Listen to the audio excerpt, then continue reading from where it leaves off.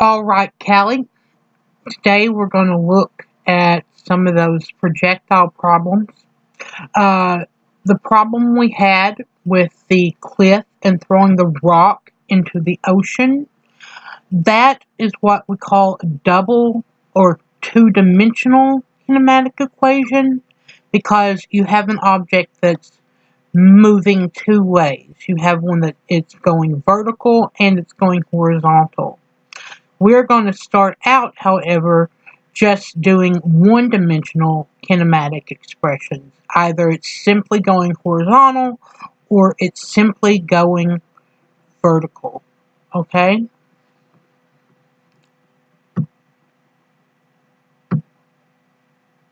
Okay, so what are kinematics?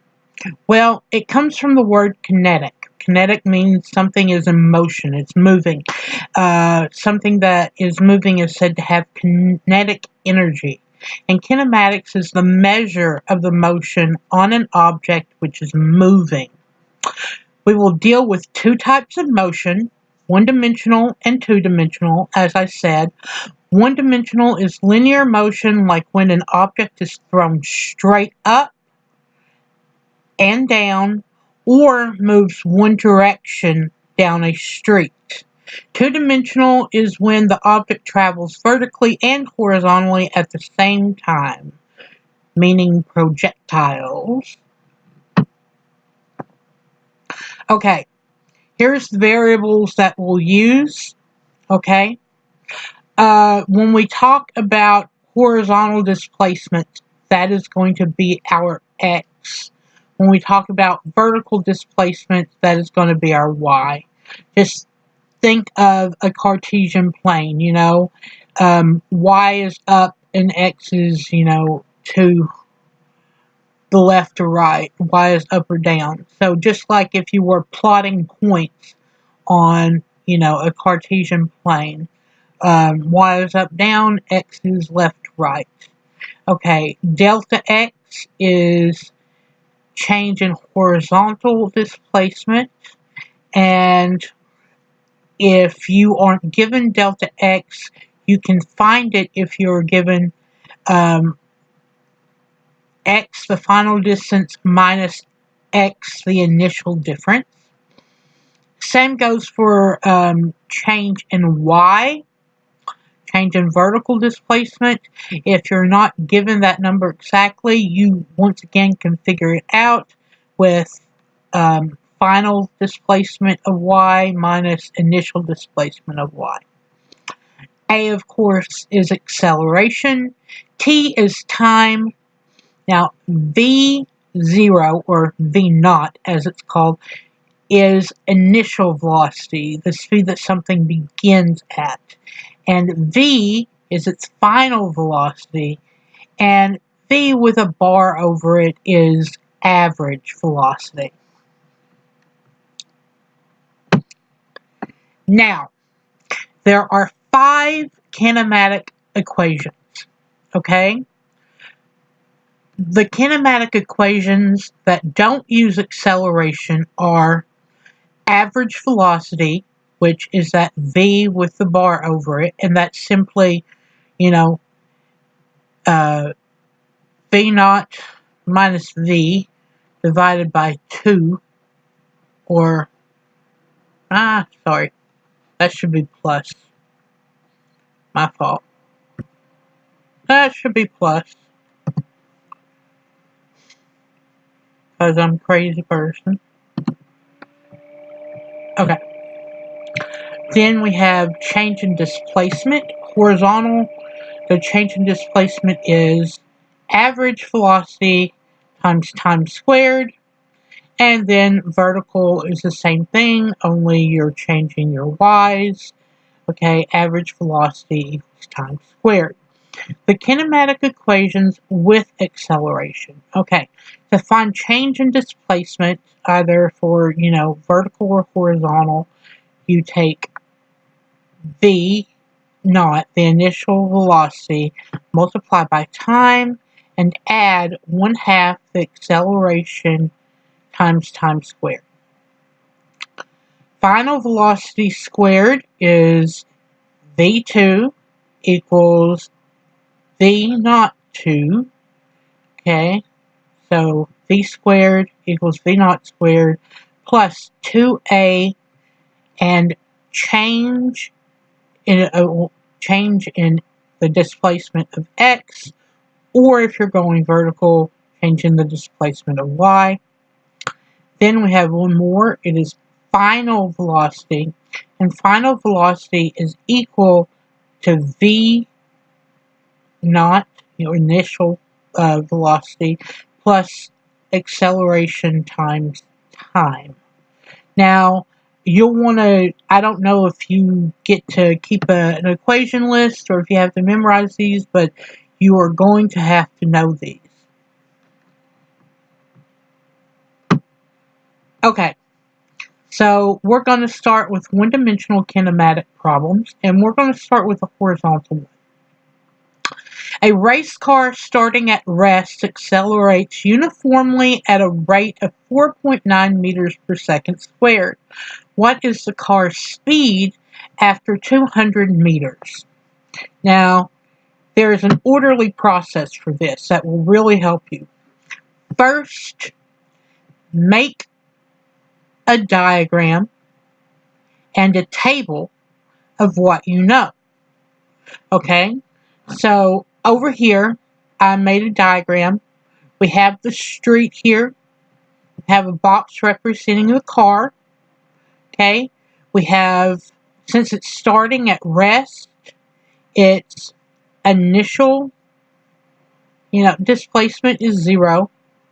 And then its change, because its final is 200 meters,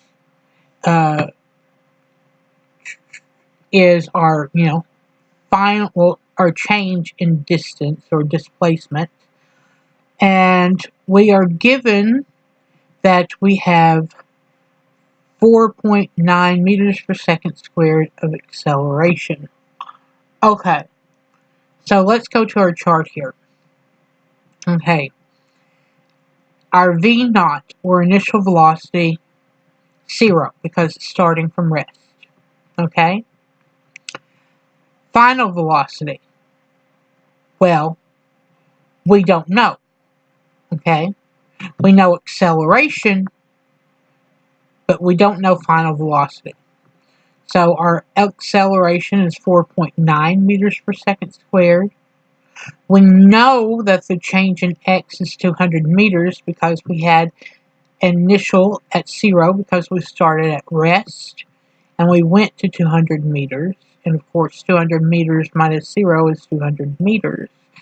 So that's the change. And then time, but we are not given time in this equation, and honestly, you do not need it. Look at the variables you have and which ones you need, and select the right kinematic equation for the problem. The problem may have to use more than one formula. This one does not. Okay? So, what you want to do is you want to go back to these kinematic equations, and you want to get the one that has final velocity, because remember our question, a race car starting at rest accelerates uniformly at a rate of 4.9 minutes per second squared. What is the car's speed after 200 meters? So yeah, we're looking for final velocity, final speed.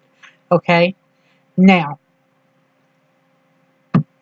we don't have time, so let's look at these and see if anything can give us final velocity without having to use time.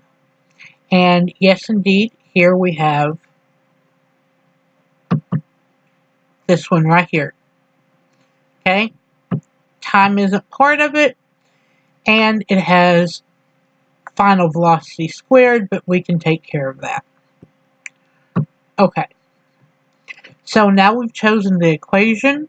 Okay, now just plug in your variables. Okay, so we got final velocity squared equals 0 squared plus 2 times 4.9 times 200 equals 1960. Okay, so that's our initial velocity squared. So 0 times 0 is just 0, right?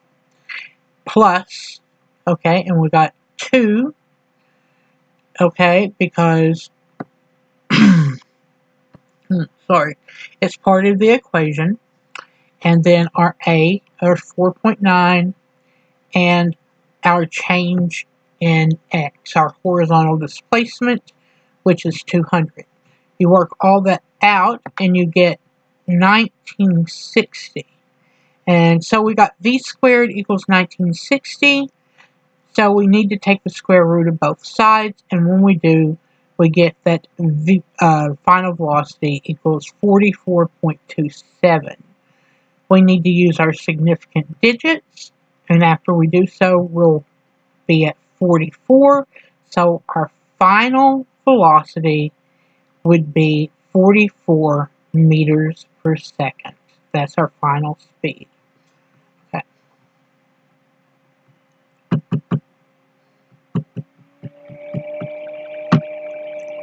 Next, we're going to do a vertical problem. An astronaut standing on the platform on the moon drops a hammer. If the hammer falls 6 meters vertically in 2.7 seconds, what is its acceleration? Okay, just like the other times, draw a diagram, make a table of the variables you have, okay? Now, in this one, the man is on a platform on the moon up in space, okay? And he drops his hammer. Okay, well, because, the hammer was in his hand and he dropped it, our initial velocity is going to be 0, okay? If we go back here, see that astronaut standing on a platform on the moon drops a hammer. If the hammer falls 6 meters vertically in 2.7 seconds, what is the acceleration? So looking for final velocity, it's not there. Okay? Now acceleration is what it asks us to find. Now this is a vertical problem because he dropped it down, so change in y. And that is 6.0 meters because it was dropped straight down for 6 meters. So the change in displacement is just 6.0. And it told us the time that this happened was 2.7. Like I said, we want to find acceleration. Okay? So once again, we want to find the correct equation that we can use. One that can give us acceleration without us knowing final velocity. Okay? So when you go back and look at the kinematic equations, you'll see that the one that will give you acceleration without using final velocity will be this one right here. Okay? Now, let me get to where it was. Okay.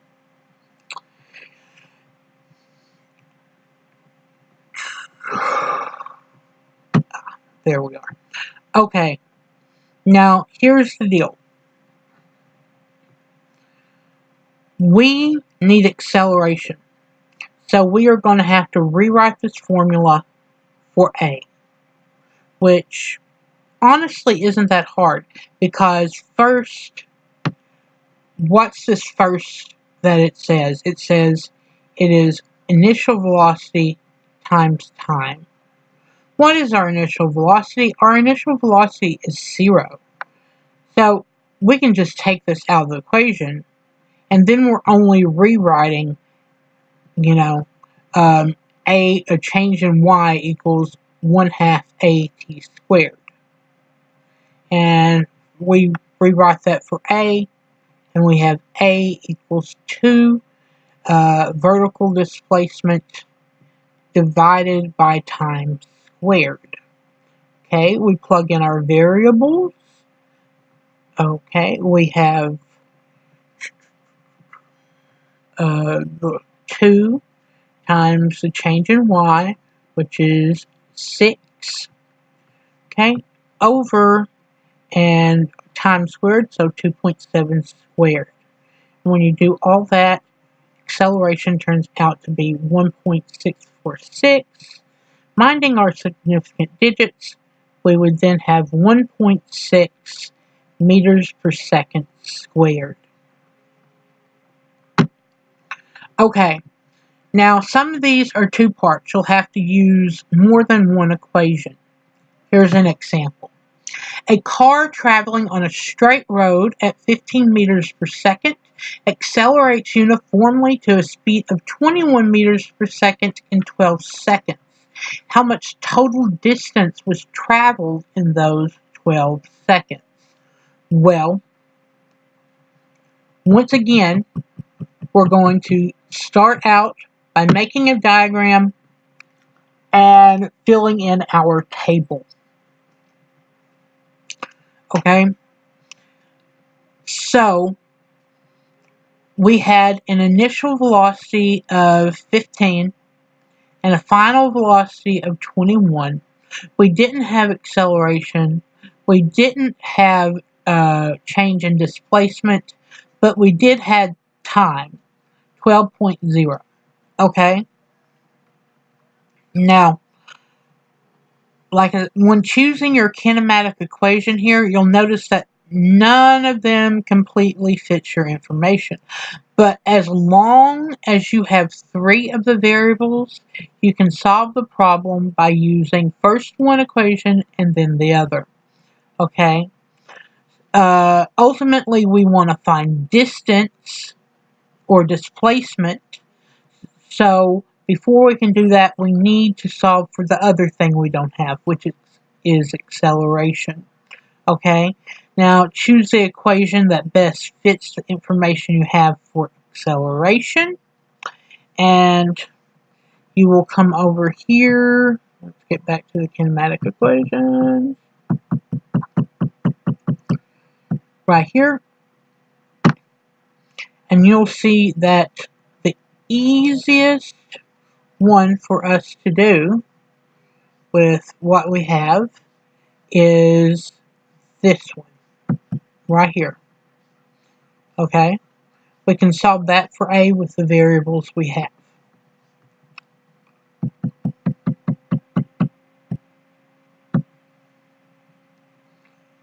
Okay. So now we rewrite it to find A, which will simply be A equals V minus V naught, or initial velocity, divided by time. So we plug in our numbers, and we get A equals 21 minus 15 over 12, which will give us acceleration equals 0.50 meters per second squared.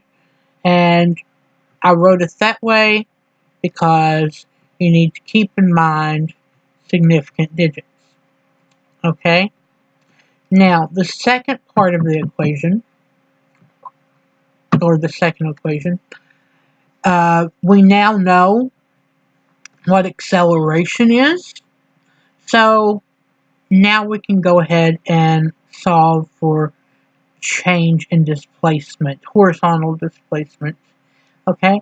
And that, the equation we'll use is straight up change of displacement, horizontal. Let me see.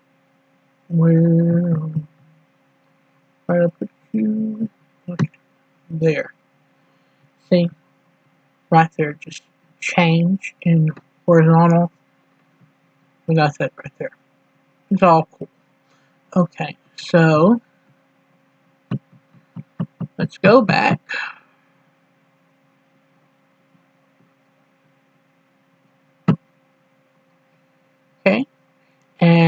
we just plug in all our variables and solve. And so change in horizontal distance or displacement comes out to 216 meters. And remember your significant digits. Okay. Now, two-dimensional kinematic problems. This is like the problem we had, the throwing the stone off the bluff into the ocean the other day. Fred throws a baseball 42 meters per second horizontally from a height of 2 meters.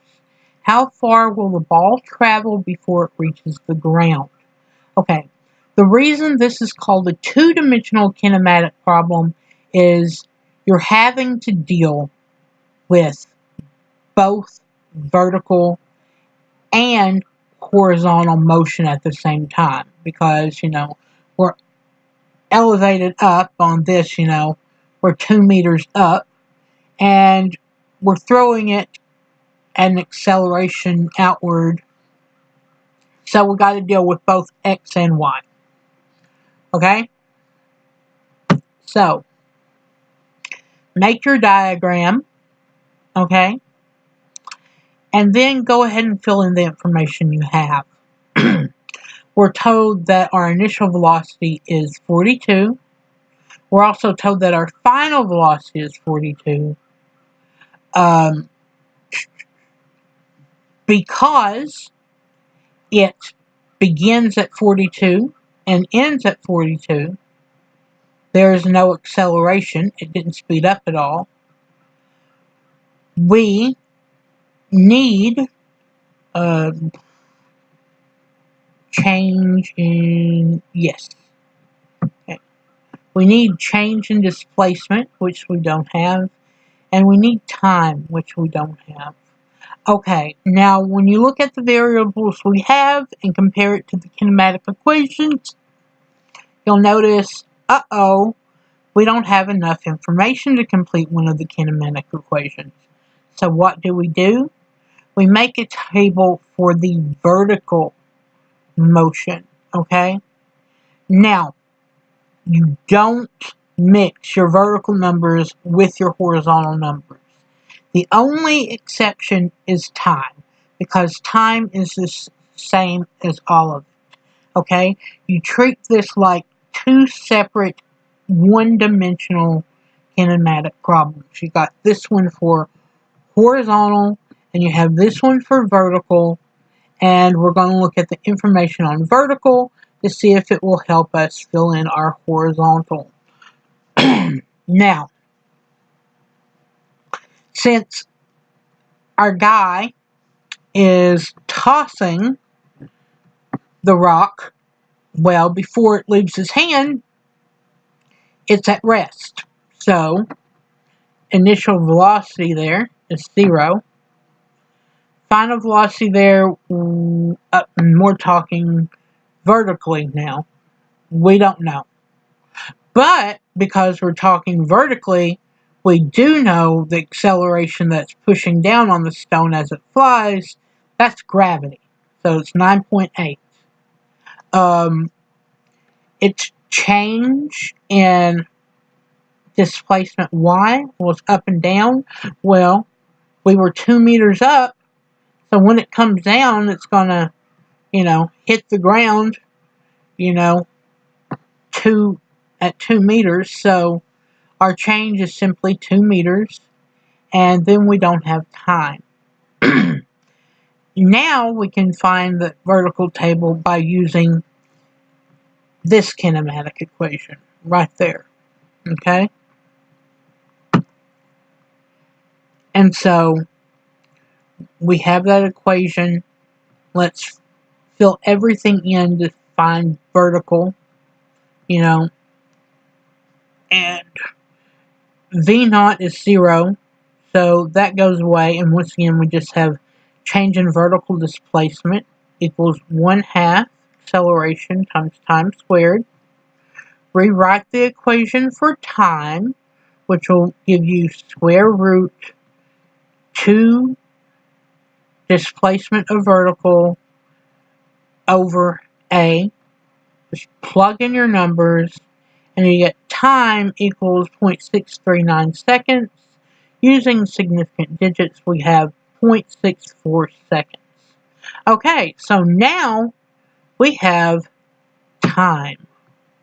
Okay, and because we have time, we can go back and plug it into our equation, and then choose the kinematic equation for horizontal motion, plug in the variable, and just do the math, and we'll find out that, the length that it will travel, that our change in displacement horizontally ends up being 27 meters. Okay, next time we're going to do the lab in centripetal motion. I am going to also send you this PowerPoint as an attachment in case you need to refer to it, and then this video will be uploaded to my YouTube channel. Okay, have a good day.